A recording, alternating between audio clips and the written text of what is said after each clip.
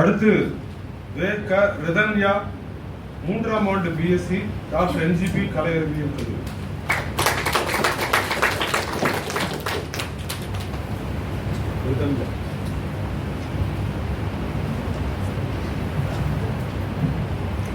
நாடெல்லாம் வள்ளுவனின் நகலெடுக்கும், நகரெல்லாம் கம்பனின் புகழ் விரிக்கும், ஏடெல்லாம் இளங்கோவின் எழுத்து பதிக்கும், எழுத்தெல்லாம் பாரதியை படம் எடுக்கும், 8 திக்கும் தமிழின் புகழ் மணக்கும், தமிழை நினைத்தாலே நாவனில் தேன் சுரக்கும், தமிழில் மயங்கி தமிழ் அன்னையை வணங்கி என் உரையை துவங்குகிறேன்.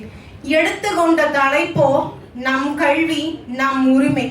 1000 ஆலயங்கள் கட்டப்படுவதை விட ஒரு பள்ளிக்கூடம் கட்டப்படுவதை சால சிறந்தது என்றார் பாரதியார். கற்கை புகினும் பிச்சை புகினும் கற்கை நன்றே என்றார் ஔவையார். எந்த சூழ்நிலையிலும் எப்பேறுபட்ட நிலையிலும் பிச்சை எடுத்தாவது கல்வி கற்க வேண்டும் என்றார். கல்வி கற்காமல் யாரும் சாதிக்கவில்லையா என்று கேட்கலாம். கல்வி கற்காமல் சாதித்தவர் 40 பேர் என்றால் கல்வி கற்று சாதித்தவர் 40,000 பேர் எனலாம். கல்வி மட்டும்தான் என்னுடைய உரிமை, என்னுடைய குரலாக இந்த உலகத்தில் திகழும். இந்த சமூகத்தையும் உலகத்தையும் எனக்கு பிடித்தது போல் நான் மாற்ற வேண்டும் என்றால் கல்வி மட்டுமே என்னிடம் உள்ள திறவுகோல். பலருடைய எண்ணங்களுக்கு வண்ணமாக இருப்பது கல்வி மட்டும்தான். வெள்ளத்தால் அழிக்க முடியாது, வெள்ளனால் எரிக்க முடியாது, வேந்தனால் கொடுக்கவும் முடியாது, கொடுக்க கொடுக்க தீராத செல்வம் கல்வி மட்டுமே. எந்த செல்வம் கொடுத்தாலும் தீர்ந்துவிடும், ஆனால் கொடுக்க கொடுக்க குறையாத செல்வம் கல்வி மட்டுமே.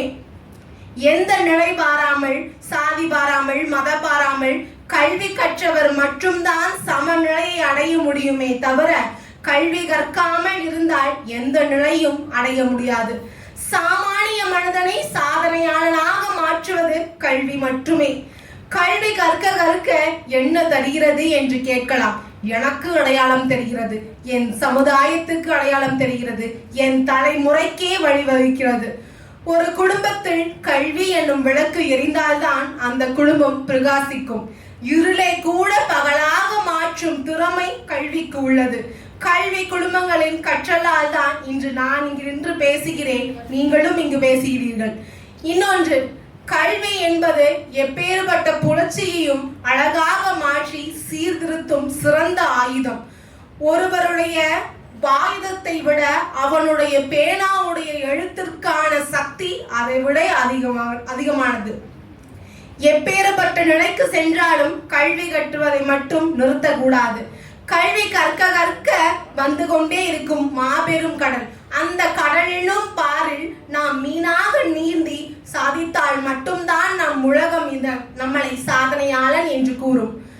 அடிப்படை உரிமைக்காக போராடி போராடி சலித்து போனவர்கள் நம் மக்கள். ஆனால் அந்த உரிமையின் குரலாக இருப்பது கல்வி மட்டுமே.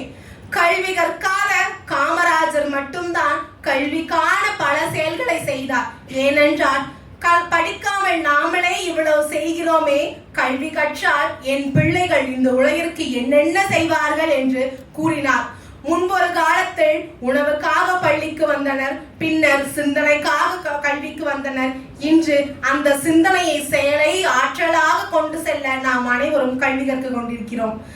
கல்வியை என்னென்னமோ நாம் இந்த உலகத்தில் இலவசமாக கேட்கிறோம். ஆனால் கல்வியை மட்டும் நாம் இலவசமாக கேட்க தயாராக இல்லை. ஏனால் இலவசம் என்ற சொல்லுக்கு தரக்குறைவு என்று மற்றொரு பொருளும் நம் மனதில் ஆழமாக உள்ளது. அந்த பொருளை மாற்றி அமைத்து இலவச கல்வி படித்தாலும் இந்த உலகத்தில் சாதனையாளனாக மாறலாம் என்று வலியுறுத்த வேண்டும் என்றால் நாம் கல்வியின் உரிமையாக இருக்க வேண்டும், கல்வியின் குரலாக இருக்க வேண்டும். இங்கு ஒலிக்கும் ஒவ்வொரு குரலும் கல்வி உரிமையின் வெற்றி சின்னம். அந்த குரலுக்கு என்றாவது ஒரு நாள் அங்கீகாரம் கிடைக்கும். ஆனால் ஒலித்து கொண்டும் குரல் என்றாவது ஒரு நாள் நின்றுவிட்டால் அதற்கான அங்கீகாரம் கிடைக்காமலே போய்விடும். கல்வி கண்டு ஓடி ஓடி சென்ற பிள்ளைகள் இன்று கல்வியை கற்க ஓடோடி வருகின்றார்கள். என்றைக்கு கல்வி மதிப்பெண்ணை தயார் செய்யும் தொழிற்சாலையாக இல்லாமல் சிந்தனையில் மனிதத்தை விதைத்து செயலில் அதை அறுவடை செய்வதாக மாறுகிறதோ அன்றைக்குதான் கல்விக்கு கிடைக்கும் மாபெரும் வெற்றி. காந்தி சொன்னார், கற்காமல் இருந்தால் நீ பிறக்காமலே இருந்திருக்கலாம் என்று. ஒருவன் என்றைக்கு கல்வி கற்க தயாராக இல்லையோ அவன் இந்த உலகத்தில் வாழ்வதற்கும் தயாராக இல்லை. கல்வியை கற்று நம் தலைமுறையின் அடையாளமாக இருந்து பார் உலகனை பார் திரும்ப செய்வோம் என்று கூறி வாய்ப்பளித்தமைக்கும் வாய்மொழி ஏற்றமைக்கும் நன்றி பாராட்டி விடைபெறுகிறேன். நன்றி, வணக்கம்.